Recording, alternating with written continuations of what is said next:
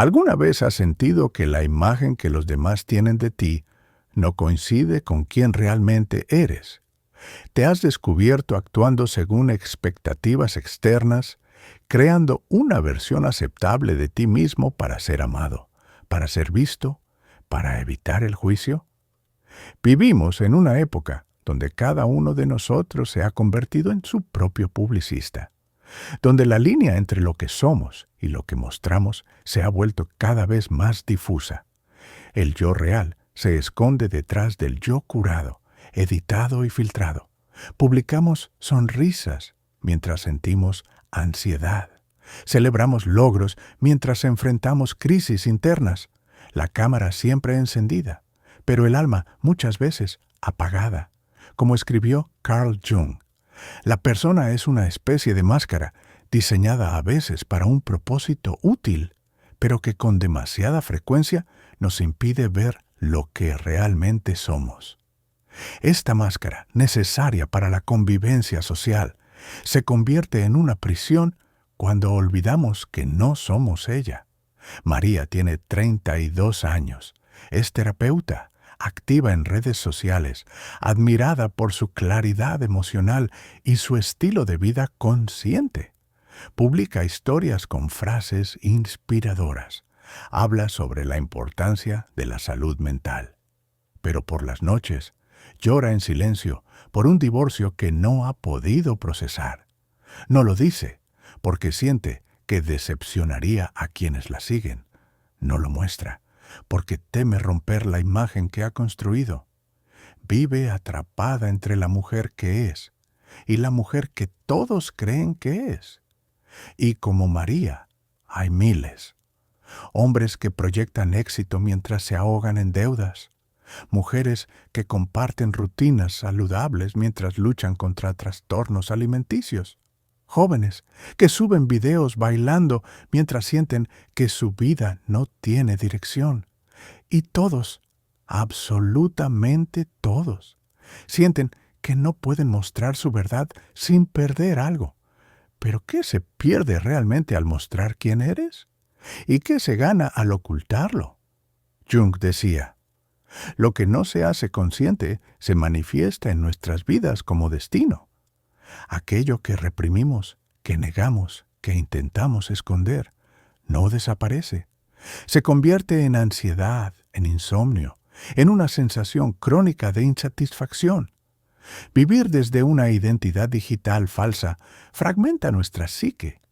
Nos convierte en dos, el que somos y el que interpretamos. Los estudios actuales sobre salud mental en jóvenes que usan redes sociales intensamente demuestran niveles alarmantes de ansiedad, depresión y autoimagen distorsionada. No es casual, no estamos hechos para vivir constantemente observados, evaluados, comparados, mucho menos para sostener personajes idealizados las 24 horas del día. ¿Te has preguntado cuánto tiempo pasas intentando ser quien crees que debes ser? ¿Y cuánto tiempo dedicas a conectar contigo sin necesidad de representar algo?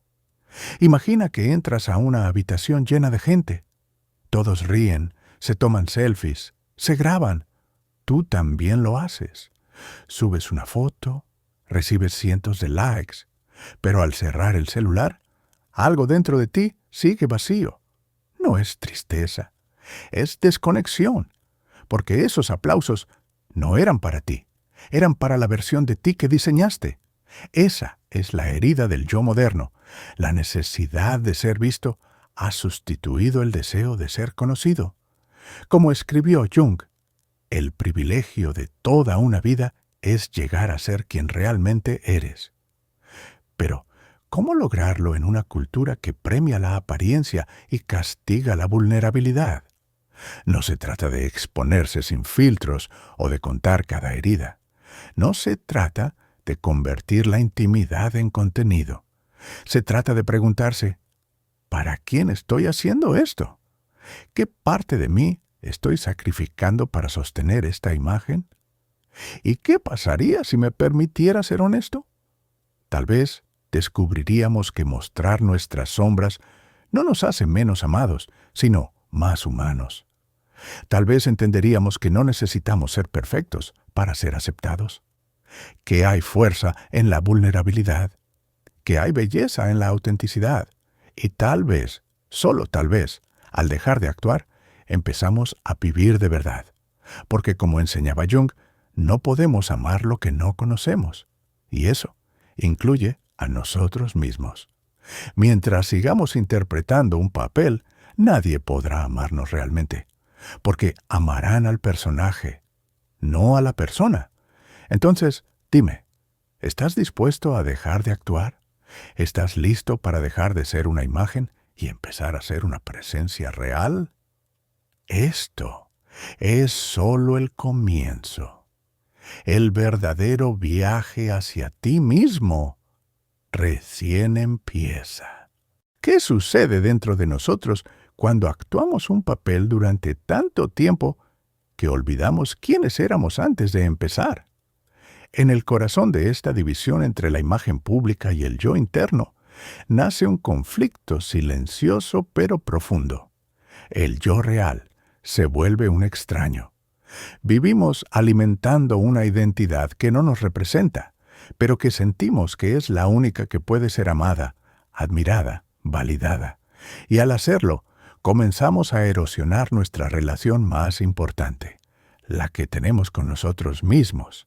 Carl Jung decía que el individuo moderno está sobre todo desindividualizado. Ha perdido su conexión con la naturaleza, con sus símbolos, con su inconsciente. Esa desconexión tiene un precio. Nos alienamos de lo que sentimos, nos volvemos especialistas en ocultar, y lo que se oculta no desaparece, se deforma, se profundiza, se convierte en síntomas. Este es el conflicto central. La imagen que mostramos exige estabilidad emocional, pero el yo real atraviesa tormentas que no se pueden contar en una historia de Instagram. El personaje no puede dudar, no puede romperse, no puede llorar. El ser humano, en cambio, necesita hacerlo para sanar. Tomás tiene 28 años. Es coach motivacional, seguido por miles de personas. Habla sobre disciplina, mentalidad positiva, superación personal. Su vida parece ser un ejemplo de éxito. Pero en privado, Tomás sufre crisis de identidad. A veces siente que no está a la altura del mensaje que predica. Se presiona para ser siempre fuerte, siempre enfocado, siempre en control. No se permite fallar, no se permite dudar. Y cada día siente más distante al verdadero Tomás. Este tipo de fractura psíquica se vuelve una constante en la vida moderna. No solo en quienes tienen una exposición pública, también en estudiantes, trabajadores, madres, amigos, todos los que, de alguna manera, sienten que deben desempeñar un rol que no refleja su verdad. Un rol que a veces los aísla más que los conecta. Nos han enseñado a construir una identidad funcional para el mundo, educada, eficiente, positiva, atractiva. Pero pocas veces se nos enseña a sostener nuestra humanidad, cuando esa identidad comienza a hacer ruido por dentro. ¿Qué pasa cuando ya no podemos distinguir entre el personaje y la persona? ¿Qué pasa cuando el silencio se llena de preguntas que nadie ve, pero que nos pesan cada vez más? Jung habló de esto con claridad cuando dijo que la neurosis es siempre un sustituto del sufrimiento legítimo. Nos enfermamos cuando no nos permitimos sufrir conscientemente, cuando pretendemos que todo está bien, pero por dentro nos estamos desmoronando, cuando evitamos el dolor tan hábilmente que terminamos viviendo en él. Y es ahí donde empieza a surgir la tensión entre el yo idealizado y el yo herido, porque cuanto más insistimos en sostener una imagen perfecta, más marginamos las partes de nosotros que necesitan ser vistas con compasión. Los síntomas modernos no son solo físicos, también son existenciales. Fatiga sin causa aparente, falta de propósito, irritabilidad, sensación de estar desconectado incluso cuando se está acompañado. Todo esto es el alma pidiendo atención, suplicando por autenticidad. Pero claro, ser auténtico implica riesgos, implica mostrarse vulnerable, implica decepcionar expectativas ajenas, implica no tener siempre una respuesta o una sonrisa lista para compartir, y eso, en un mundo donde la imagen lo es todo, puede parecer inaceptable. Entonces, muchos optan por seguir actuando, aun cuando esa actuación cueste salud, sueño, relaciones verdaderas, porque en el fondo temen que si muestran su verdad, dejarán de ser queridos. Pero como enseñaba Jung, la soledad no viene de no tener gente a tu alrededor, sino de no poder comunicar las cosas que parecen importantes para ti. ¿Cuántas cosas importantes para ti te has callado solo para no romper tu personaje? Imagina un día en el que no tuvieras que fingir, un día en el que pudieras decir lo que sientes, sin adornarlo, un día donde tus errores no fueran motivo de vergüenza, sino de conexión. Ese día empezarías a reconciliarte contigo mismo, no con la imagen, contigo. Este es el verdadero trabajo interior, no el de mejorar la imagen, sino el de redescubrir lo que hay detrás de ella, porque el conflicto interno no se resuelve con más éxito, ni con más likes, ni con más seguidores. Se resuelve con presencia, con valor para mirar lo que hay dentro, con ternura hacia las partes que has dejado atrás por cumplir expectativas. El personaje que creaste puede seguir existiendo, puede seguir siendo funcional, pero no debe silenciar tu verdad, no debe sustituir tu humanidad, no debe convertirse en tu cárcel. Y ahora que lo sabes, tienes una elección: seguir actuando o empezar a integrar. No se trata de eliminar el personaje, sino de recuperar la relación con quien realmente eres. Porque cuando el yo real y el yo público empiezan a hablarse, a reconocerse, a respetarse, entonces empieza la verdadera transformación. Imagina un día cualquiera. Abres los ojos y, casi por reflejo, tomas el celular. Antes de salir de la cama, ya has visto 10 vidas ajenas, desayunos perfectos, cuerpos esculpidos, frases motivacionales, parejas sonrientes. Todo parece en orden, menos tú, porque tú, esta mañana, amaneciste con angustia, no dormiste bien, tienes miedo por algo que no puedes nombrar, y sin embargo, decides publicar una foto sonriendo frente al espejo. Has aprendido a disimular. Esta escena cotidiana es tan común que ha dejado de parecernos extraña, pero en realidad es una manifestación clara del conflicto que arrastramos. La vida que vivimos internamente no se parece a la vida que mostramos, y esa distancia, ese vacío entre ambas, es lo que lentamente erosiona nuestro bienestar emocional. La desconexión entre el yo real y el yo virtual se manifiesta en pequeños gestos diarios. Cuando escribes, todo bien, gracias, pero por dentro estás quebrado. Cuando celebras un logro en redes que en realidad no te emocionó tanto. Cuando compartes una historia feliz, mientras tu relación se desmorona. Cada acto de autoengaño parece inofensivo, pero va acumulando un peso que tarde o temprano se vuelve insostenible. Sara, por ejemplo, tiene un perfil cuidado, publica sobre autocuidado, sobre mindfulness, sobre gratitud. Sus historias están llenas de velas aromáticas, libros inspiradores y paseos tranquilos. Pero lo que nadie ve es que Sara apenas puede dormir. Tiene episodios de ansiedad severa que no cuenta, porque cree que su marca personal no puede mostrar debilidad. Y entonces se aísla, se desconecta, se pierde. Vive una vida pública brillante y una vida privada opaca.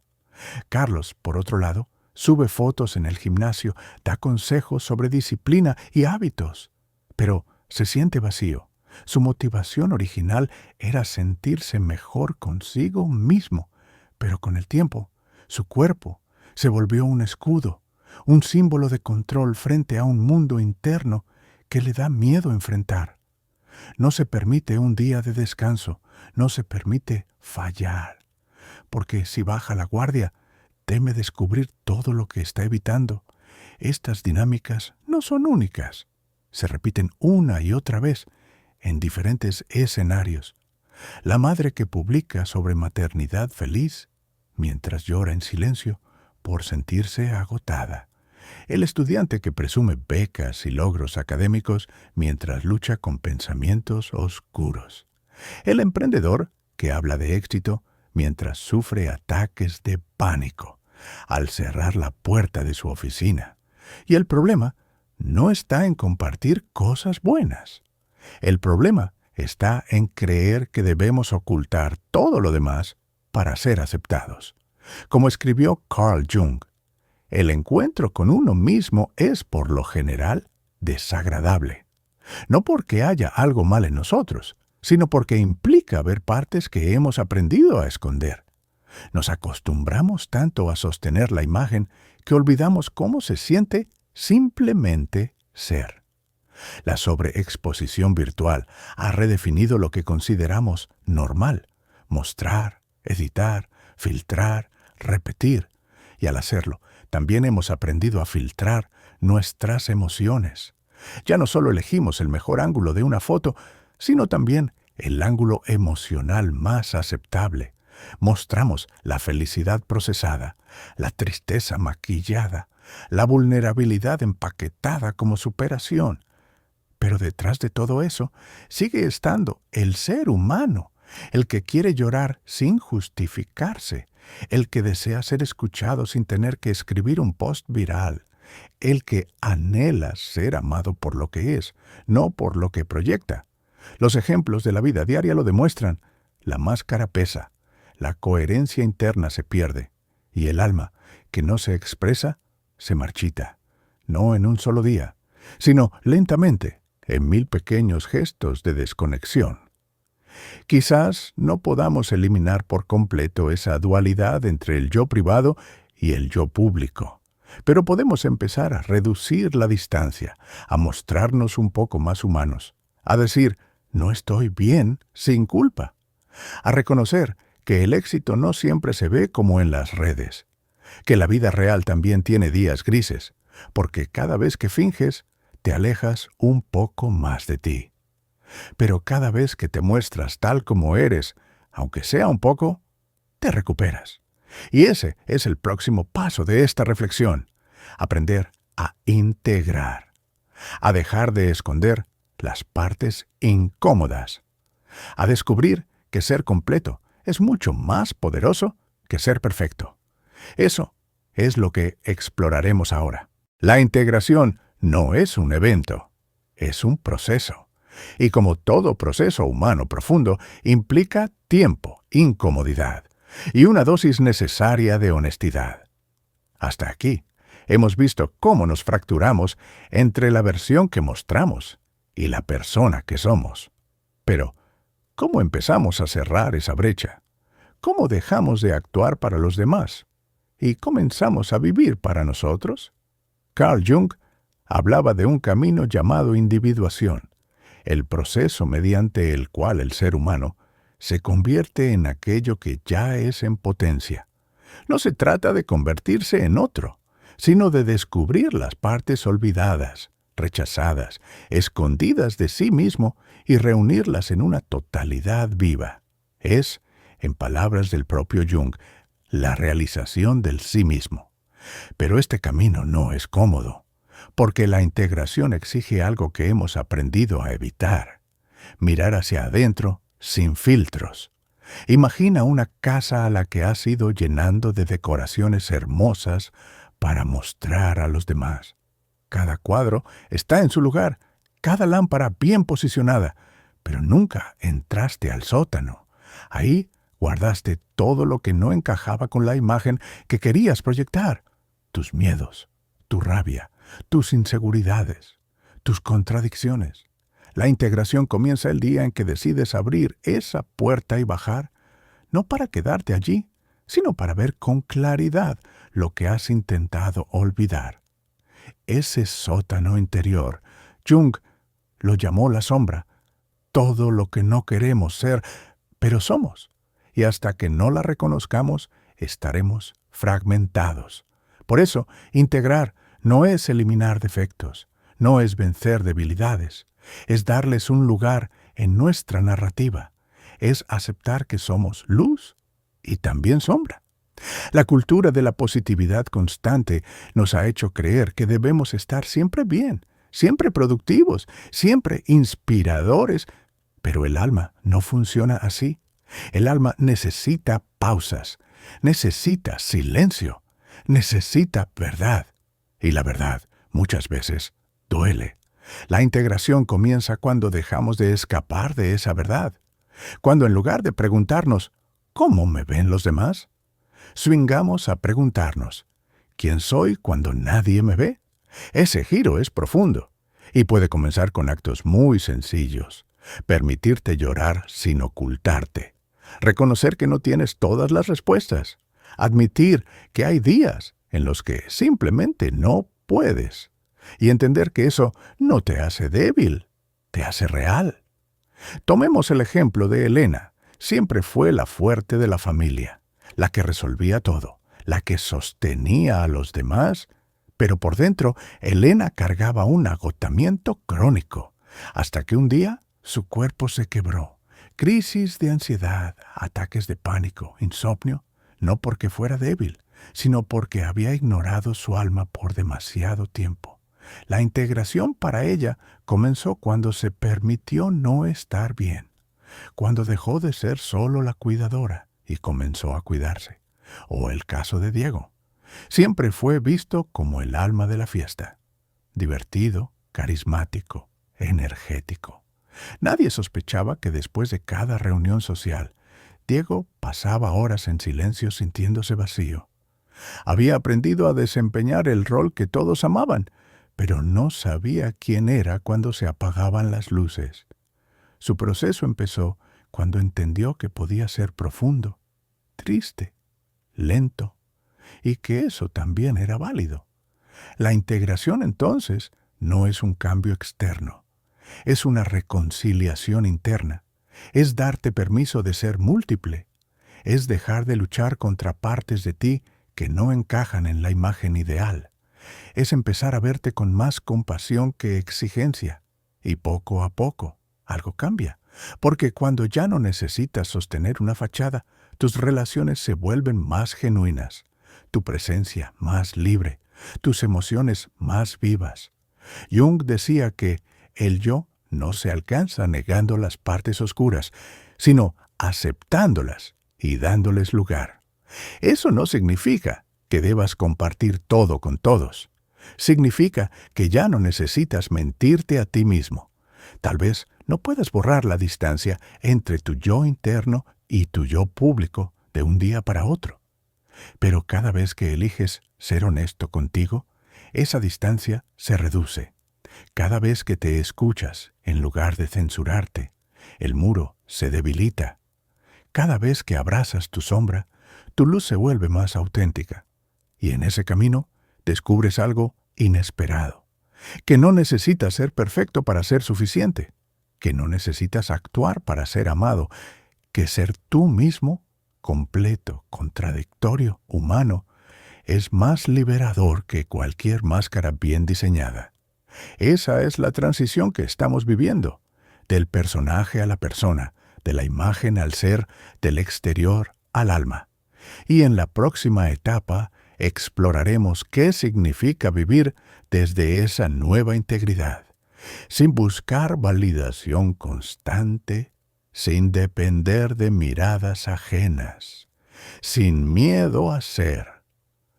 Porque vivir sin máscaras no es exponerse, es liberarse.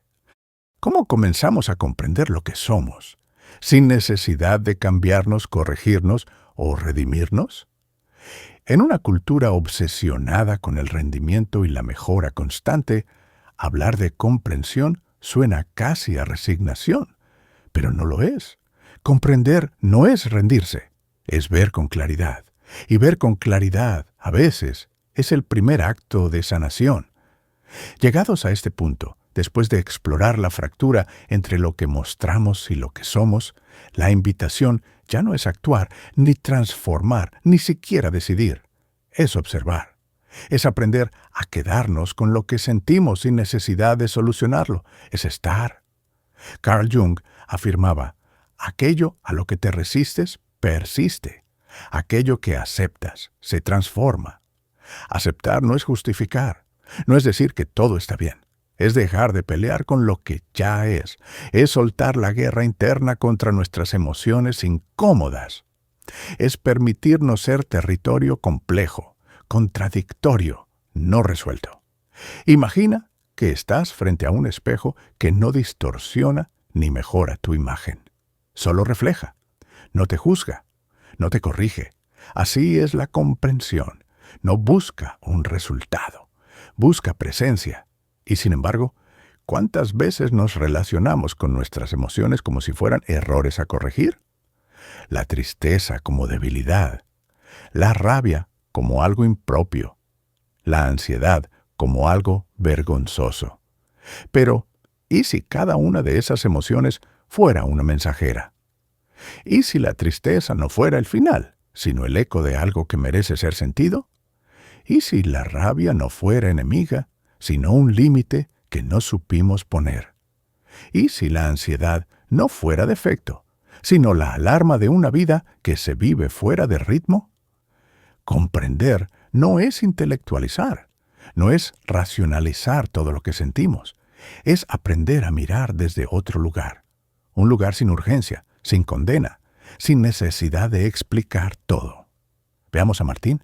Siempre fue introspectivo, sensible, pero durante años se forzó a ser extrovertido, social, entusiasta.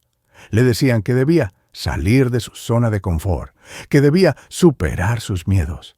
Martín lo intentó, pero se sentía cada vez más vacío, hasta que un día se permitió escucharse, no para cambiar, solo para entender, y descubrió que su sensibilidad no era debilidad, era profundidad.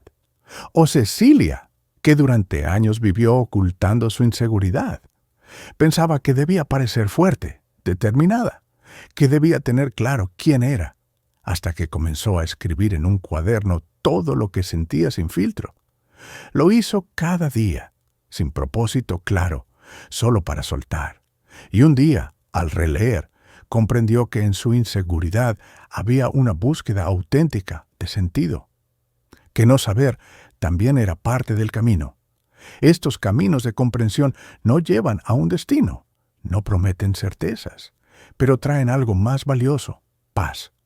Porque la paz no nace de tenerlo todo bajo control, nace de dejar de pelear con lo que somos. Quizás no necesitamos respuestas inmediatas. Quizás no necesitamos métodos para cada emoción. Quizás solo necesitamos empezar a escuchar. El silencio interior no es vacío, es espacio, es pausa. Es lugar sagrado, donde empieza el reencuentro con uno mismo. Y tal vez por eso, comprender es un acto profundamente revolucionario. Porque en un mundo que grita que debes ser mejor, tú eliges verte tal como eres. Y esa mirada, sin juicio, sin corrección, sin prisa, es el primer paso hacia la libertad.